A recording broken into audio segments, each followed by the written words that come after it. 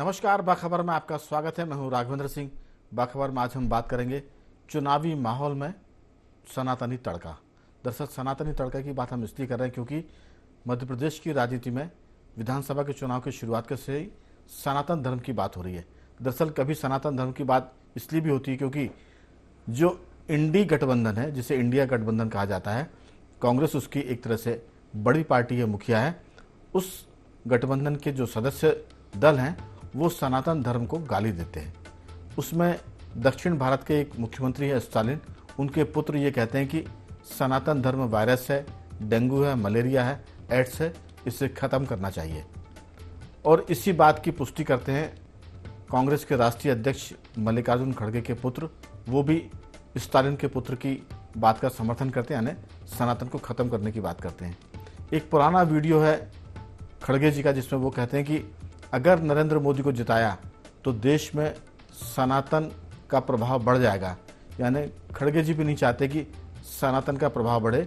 जिस देश की आबादी का 80% सनातन धर्म हो, उसका प्रभाव नहीं बढ़ने की वो एक तरह से बात करते हैं। अब हम इसके बाद बात करते हैं कांग्रेस की बड़ी नेता प्रियंका गांधी के बारे में। दरअसल वो अपने भाषणों में कभी अहि रावण का जिक्र करती हैं, कभी कंस का जिक्र करती हैं और कंस के रूप में मामा का जिक्र भी करती हैं।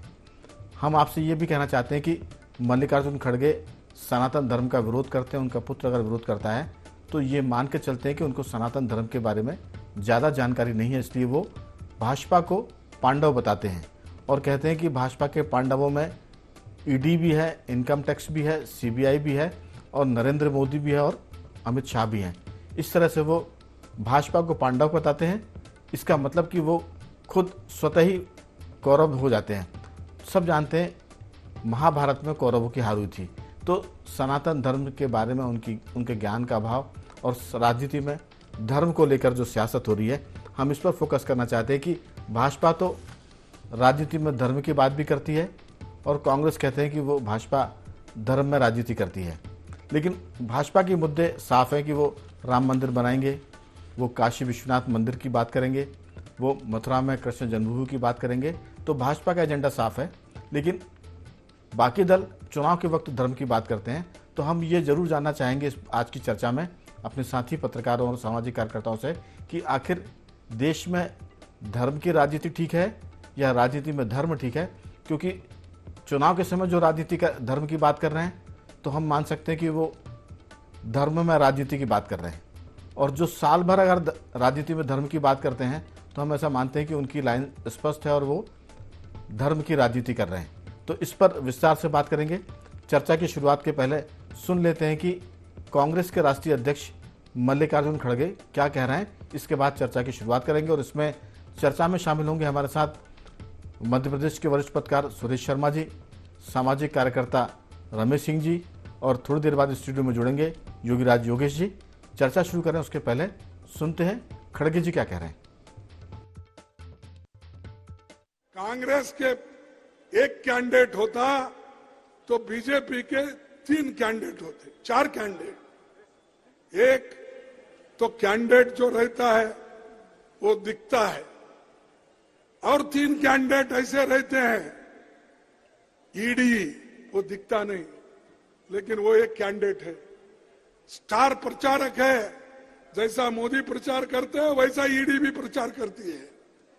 दूसरा सीबीआई, ये दूसरा है, वो भी हमारे कैंडिडेट के पीछे लगता है, कमजोर करने की बात करता है, वो एक है। फिर एक हमारे सीबीआई, इनकम टैक्स, अरे फिर ईडी है, इनकम टैक्स है और सीबीआई, इतने 3 कैंडिडेट, 3 प्रचारक, ऊपर से चौहान और मोदी, ये पंच पांडव है। जिस तरह से अहिरावण ने भगवान राम और भगवान लक्ष्मण के साथ छल किया, उस तरह से आपके साथ भी छल हुआ। कुछ बहुरूपियों ने छल कपट करके आपकी सरकार का अपहरण किया, आपका लोकतंत्र चोरी कर लिया और उसे भ्रष्टाचार लोक में ले गए। अब उसे वापस कौन लाएगा?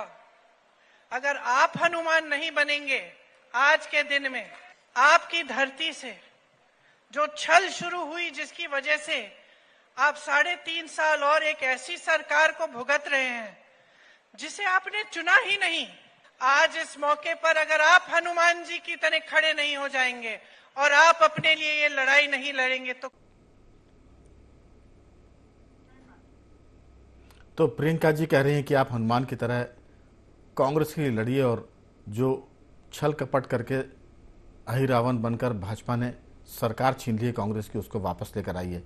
तो कांग्रेस की सरकार वापस लाने के लिए जनता हनुमान जी बन जाए, लेकिन कांग्रेस शपथ पत्र देकर कहती है कि राम का कोई अस्तित्व नहीं है। उनके साथी दल कहते हैं कि रामायण जो है एक काल्पनिक उपन्यास है या वो रामायण के अस्तित्व को नकारते हैं। तो ये सब बातें चुनाव में जनता के बीच चर्चा का विषय है, क्योंकि कांग्रेस पार्टी ने इसको चुनाव के वक्त पे उभारा है और भाजपा तो इसको उभारती रहती है। तो हम जरूर पूछना चाहेंगे, हमारे साथी जो सुरेश शर्मा जी हैं स्काइप पर जुड़े हैं, टेलीफोन लाइन पर रमेश सिंह जी भी हैं, उनसे पूछेंगे कि आखिर उनकी इस मामले में क्या राय है। कि सुरेश शर्मा जी मेरी आवाज़ सुन पा रहे हैं? आवाज आ रही है। दरअसल ये जो सारा मामला है चुनाव के वक्त धर्म के तड़के का, सनातन की बात का, राम का, कृष्ण का, अहिरावण का, पांडव का, आखिर ये जो बातें कर रहे हैं ये लोग राजनीति में धर्म चाहते हैं या धर्म की राजनीति करना चाहते हैं? क्योंकि भाजपा तो स्पष्ट है कि वो धर्म की राजनीति करती है और धर्म में राजनीति भी करती है, ये हम मान के चलते हैं, क्योंकि उनके एजेंडे में है।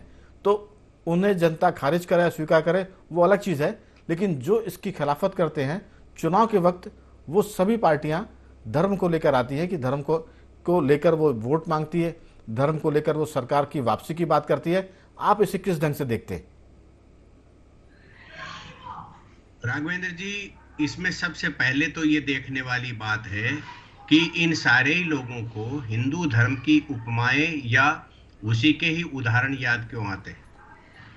जब इनके वोट बैंक के रूप में मुस्लिम समुदाय है तो आप एक बार उनके भी किसी पैगंबर का नाम ले दीजिए, एक बार उनकी भी किसी कहानी या कहावत का हिस्सा बना दीजिए।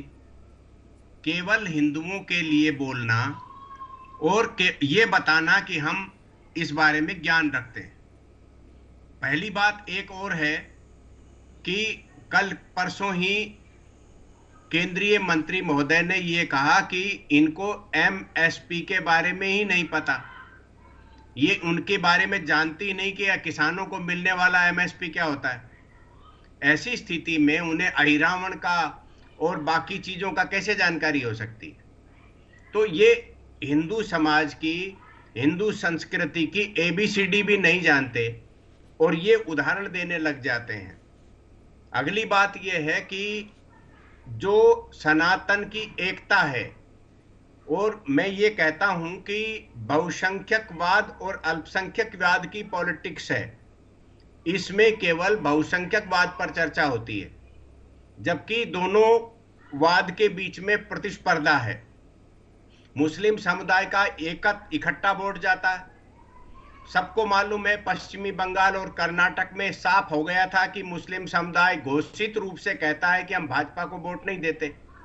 इसके अलावा हिंदू समुदाय प्रतिक्रियात्मक रूप से एकत्र हो रहा है। तो केवल उसी में तोड़फोड़ करने की मानसिकता से ये सारे लोग हनुमान जी की मदद मांगते हैं। आप एक बात देखिए, राम जी की सेवा करने वाले, राम जी के लिए राजनीतिक दाव प्रतिष्ठा को दाव पे लगा देने और राम मंदिर के लिए आंदोलन में अपनी राजनीतिक पार्टी को शामिल कर देने वाले के बारे में हनुमान जी चिंता करेंगे या उन लोगों के बारे में जो सनातन को कीड़ा मकोड़ा समझते हैं, डेंगू एड्स समझते हैं? तो हनुमान जी क्या इनके कहने पे चलेंगे? हनुमान जी को ये पता नहीं है क्या कि उनको किसके लिए करना है? जो राम का वो हनुमान जी का।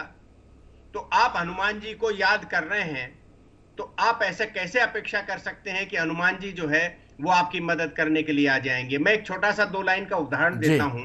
उत्तर प्रदेश विधानसभा के चुनाव हुए और उस चुनाव में हम एक कार्यक्रम में वहां गए हुए थे, तो वहां के एक पंडित जी ने हमसे कहा कि हमने अखिलेश जी को गदा दे दी है हनुमान जी की, और उनसे कह दिया है कि आप पहले गदा घुमा के और फिर जो है प्रचार के लिए निकला करो। तो आपने देखा होगा हनुमान जी की जो गदा है वो अखिलेश यादव जी चुनाव प्रचार में अपने गाड़ी या रथ जो भी बना रखा था उसमें रख के चलते थे। बिल्कुल शर्मा जी, हमने पंडित आपकी जी से, अखिलेश यादव जी गदा घुमा करके प्रचार करते थे और ये उनके पंडित जी के द्वारा कहा गया कि अब इनकी हनुमान जी मदद करेंगे। मैंने उसी समय आमने सामने ही बैठे थे हम, बाकी 4-5 पत्रकार और भी थे। मैंने उनसे सवाल पूछा, मैंने कहा पंडित जी आप भी पुराने पत्रकार रहे हो और आप जो है आज कह रहे हो कि हनुमान जी की जो गदा है वो घुमाने से हनुमान जी इनकी मदद कर देंगे, तो मैंने कहा ये जो हनुमान गढ़ी वाले हनुमान जी है ये क्या करेंगे? तो उन्होंने कहा नहीं नहीं वो हमारी बात हो गई, मतलब फाइनल समझ लीजिए। और जी मालूम चला हनुमान गढ़ी वाले हनुमान जी ने मदद कर दी और उस पंडित जी की गदा धरी रह गई। ठीक इसी प्रकार से जो प्रियंका गांधी के हनुमान जी हैं, अब प्रियंका गांधी जी को तो सुरेश ये जी, नहीं मालूम हनुमान जी। सुरेश जी, कल के दिन कोई कह सकता है कि शरीर में हनुमान जी की तरह सिंदूर लगा के आ जाइए, तो गदा के साथ सिंदूर लाकर भी आ सकते हैं। ये तो राजनीति में जो लाभ मिल जाए उसके लिए कुछ भी करने को तैयार है। हमारा प्रश्न यही है जो आप बात कर रहे हैं कि अगर पार्टी के चरित्र में धर्म है तो आप फिर पूरे 5 साल धर्म की बात करिए, सिर्फ चुनाव के वक्त आप करेंगे तो लोग कहेंगे कि ये मौसमी धार्मिक लोग हैं। जी बिल्कुल मौसमी धार्मिक लोग हैं। और मैं फिर कह रहा हूं कि हिंदू समाज को सचेत होने का अवसर है, क्योंकि जिनने आजादी के अमृत काल तक केवल ये कहा कि हम बहुसंख्यक समाज की सरकार नहीं बनने देंगे, यानी कि सांप्रदायिक शक्तियों की सरकार नहीं बनने देंगे, तब हिंदू समाज की समझ में आया 2014 में और उन्होंने उन्हीं सांप्रदायिक शक्ति कही जाने वाली पार्टियों की सरकार बना दी। और आज मुझे ये कहने में संकोच नहीं है कि जिस तरीके से मुस्लिम समाज मौन रह करके बीजेपी के विरोध में वोट देता है, कहीं न कहीं बहुसंख्यक समाज के भी ये बातें समझ में आ रही होंगी और हम भी 3 दिसंबर को इस बात को देखेंगे कि किसकी प्रतिक्रिया किस प्रकार की हुई। मैं लौटूंगा। दरअसल ये सनातन चुनाव में सनातनी धर्म का तड़के की हम बात कर रहे हैं। हमारे साथ ट्रैफिक में फंसने की वजह से स्टूडियो में नहीं आ सके वरिष्ठ पत्रकार योगीराज योगेश जी टेलीफोन लाइन पर है। योगीराज जी, आपका बहुत स्वागत है। जी जी जी, धन्यवाद सर। दरअसल सारा मामला राजनीति में धर्म और धर्म में राजनीति के इस पूरे माने बातचीत के जो संदर्भ है उसमें गड़बड़ हो गया है। लोग कहते हैं कि धर्म में राजनीति ठीक नहीं है, कुछ कहते हैं कि राजनीति में धर्म ठीक नहीं है। लेकिन चुनाव के वक्त हर पार्टी को इससे परहेज नहीं होता, हर पार्टी इसको स्वीकार करती है। और जो पार्टियां पूरे 5 साल राजनीति में धर्म ना होने की बात करती है, वो पार्टियां भी चुनाव में राजनीति के साथ धर्म को जोड़ती हैं और उसके उदाहरण देते हैं। लेकिन कई बार लोग अज्ञानता की वजह से फंस जाते हैं। खड़गे जी ने भाजपा को पांडव बता दिया। अब पांडव अगर भाजपा है तो उनकी हार तो वो खुद ही तय कर रहे हैं, क्योंकि धर्म युद्ध में तो कौरव हारे थे। तो ये जो सनातन का मामला है, जो राजनीति में धर्म का मामला है, या विधानसभा चुनाव की बात हो रही है, लोग इसे धर्म युद्ध में बदलने वाले हैं, ऐसी कोशिशें हो रही है।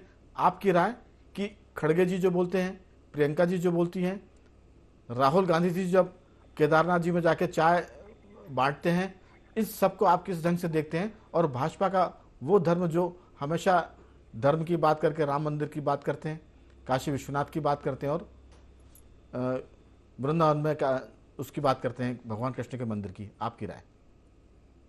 देखिए सर, सबसे बड़ी बात क्या है राघवेंद्र जी के ये मूल सिद्धांत तो ये नैतिकता का पैमाना तो ये है कि साहब धर्म को राजनीति से अलग होना चाहिए। लेकिन आज तो प्रतिस्पर्धा इस बात की हो रही है कि कौन बड़ा धार्मिक। यदि कोई कहते हैं हमने राम मंदिर बनवाया तो उन्होंने कहा साहब मैंने हनुमान जी की मूर्ति लगवाई। कोई कह रहा है हमने केदारनाथ जाते हैं तो वो भी केदारनाथ चले जाते हैं, त्रिपुंड लगाने लगते हैं, जनेऊ धारण करने लगते हैं। तो इस बात की प्रतिस्पर्धा हो रही है कि सबसे बड़ा धार्मिक कौन। और इसलिए कांग्रेस पर सवाल इसलिए उठते हैं कि धार्मिक यदि होना है तो 24 घंटे के आप धार्मिक रहो।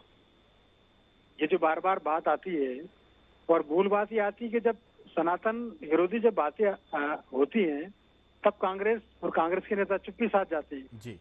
तो अपने हिसाब से धर्म को चलाती है ये पार्टी। यदि धार्मिक हो तो 24 घंटे धार्मिक रहो, 12 मासी धार्मिक रहो। और इसलिए फिर बीजेपी बार बार ये आरोप लगाती है कि चुनावी हिंदू हैं, जनेऊ पहन के आ गए, त्रिपुंड लगा के आ गए। तो ये कहीं ना कहीं इनके अगेंस्ट जाता है। और ये बात सही है कि कांग्रेस को 60 साल 70 सालों बाद ये समझ में आया कि 80% लोगों की उपेक्षा अब नहीं की जा सकती, क्योंकि 80% लोग अब जागरूक हो गए हैं और उनको भी ये समझ में आ गया है कि जैसे 20% लोग वोट करते हैं तो हमें कहाँ वोट करना है, और इसका असर बीते कई चुनावों में देखने को मिला है। और इसीलिए अब जो राजनीतिक दल जो पहले हिंदू धर्म और सनातनों की खुलकर बुराई करते थे, आज वो बुराई करने से बचते हैं। आज वो लोग, हमने मध्य प्रदेश में भोपाल में देखा, प्रदेश कांग्रेस दफ्तर में हनुमान चालीसा के पाठ हो रहे हैं, झांकियां सजाई जा रही है। ये पहले कब देखा गया था? ये सब लेकिन इसलिए हुआ ना कि योगी राज उनको जी, समझ में आया कि नहीं, अब इन लोगों की उपेक्षा योगी राज जी, करके चुनाव नहीं जीता योगी जा राज जी, सकता। इसका पूरा क्रेडिट तो कमलनाथ जी को जाएगा, क्योंकि कमलनाथ जी जब से कांग्रेस के प्रदेश अध्यक्ष बने हैं तब से कांग्रेस की राजनीति थोड़ा धर्म की तरफ जा रही है। वो चाहे हनुमान भक्त की बात हो, चाहे वो जाम सावली जी का हनुमान जी की सेवा करने की बात हो, या सुंदरकांड के पाठ की बात हो। लेकिन मेरा सवाल एक और है आपसे कि अगर आप आधे अधूरे मन से सनातन की बात करेंगे, अगर आप आधे अधूरे मन से सनातन के ज्ञान की चर्चा करेंगे तो खड़गे जी जैसे आप फंस जाएंगे, क्योंकि खड़गे जी ने भाजपा को पांडव बता दिया। अगर आप पांडव बताएंगे तो फिर आप अपनी हार को पहले ही सुनिश्चित कर रहे हैं। तो सवाल है कि आधे अधूरे मन से सनातन की बात करना और आधे अधूरे मन से धर्म की बात करना दोनों नुकसानदेह है। ये सवाल मैं आपका छोड़कर जा रहा हूँ, इसका जरूर आप दूसरे दौर की बातचीत में उत्तर दें। हमारे साथ रमेश सिंह जी भी जुड़े हुए हैं। रमेश जी, ये जो बात है कि चुनाव के वक्त सनातन की बात होना और चुनाव के बाद इसको भूल जाना और फिर चुनाव के वक्त दोबारा से होना, इसको आप किस ढंग से देखते हैं? और बीजेपी जो हमेशा राम की और कृष्ण की बात करती है, शंकर जी की बात करती है, इसको आप किस ढंग से देखते हैं? क्या ये दोनों पार्टियां कांग्रेस बीजेपी वोट के लिए धर्म की बात करती है, सच में इनके मन में धर्म है? राघवेंद्र जी, भारत की शाश्वत सनातन की अध्यात्म की परंपरा है। इसकी जड़ें भारत के प्राचीन मंदिरों से जुड़ी हुई है, चाहे वो राम मंदिर हो, काशी विश्वनाथ हो जी, मथुरा का जन्मभूमि मंदिर हो, या हजारों मंदिर है। इन मंदिरों से जुड़ाव की जो परंपरा है वही सनातन की शाश्वत आध्यात्मिक परंपरा है। और राघवेंद्र जी, सनातन की जो शाश्वत परंपरा है उसकी बहुत गहराई से जड़ें भारत के प्राचीन मंदिरों से जुड़ी हुई है, चाहे वो राम मंदिर हो, काशी विश्वनाथ हो, मथुरा हो, या और हजारों मंदिर है। और बीजेपी ने अपनी सनातन की राजनीति को इन चीजों से जोड़ के रखा है। वो किसी को अच्छा लगे या बुरा लगे, उसे आप सांप्रदायिक कहें या सर्वधर्म समभाव कहें, कम से कम मैं इसमें सांप्रदायिकता नहीं देखता, क्योंकि इसमें इस्लाम और मुसलमान या किसी अल्पसंख्यक के विरोध की बात नहीं है। हम अपनी परंपरा और हमारी जो अपनी विरासत है उसकी बात कर रहे हैं, और उसकी बात करना कोई बुरा नहीं है। जिस देश में 80% हिंदू रहते हो वहां हिंदुओं की बात नहीं होगी तो क्या हो, ईसाइयों या मुसलमानों की बात होगी। तो बीजेपी ने हमेशा उस परंपरा से जुड़ के एक शाश्वत सर्वधर्म समभाव की बात की है। 5 साल नहीं, जब से वो बीजेपी बनी है तब से वो राजनीति ये कर रही है। कांग्रेस आज बीजेपी का वर्चस्व बन गया, हिंदुत्व स्थापित हो गया, 80% की जनसंख्या इस तत्व से अनभिज्ञ थी, उसे भिज्ञ करा दिया और वो इस रास्ते पे चल पड़ी। तो कांग्रेस बरसात बैठक की तरह अब धर्म की बात करने लगी। कल तक ये राम सेतु को काल्पनिक कहते थे, रामायण को काल्पनिक कहते थे, दयानिधि स्टालिन सनातन को कैंसर या डेंगू या मलेरिया बोल रहे हैं। मिजोरम में कांग्रेस बाइबल के आधार पर शासन करने की बात कहती थी। 370 जो कि भारत की उसी सनातन परंपरा का एक विरोधी पक्ष था, उससे बीजेपी ने हटाया। कांग्रेस ने उसको 70 साल तक ढोया और आज भी वो उसे रिवर्स करने की बात करते हैं। सीए भारत के सनातनियों के अस्तित्व की और विरासत की संरक्षण की बात करता था, उसका इनने विरोध किया।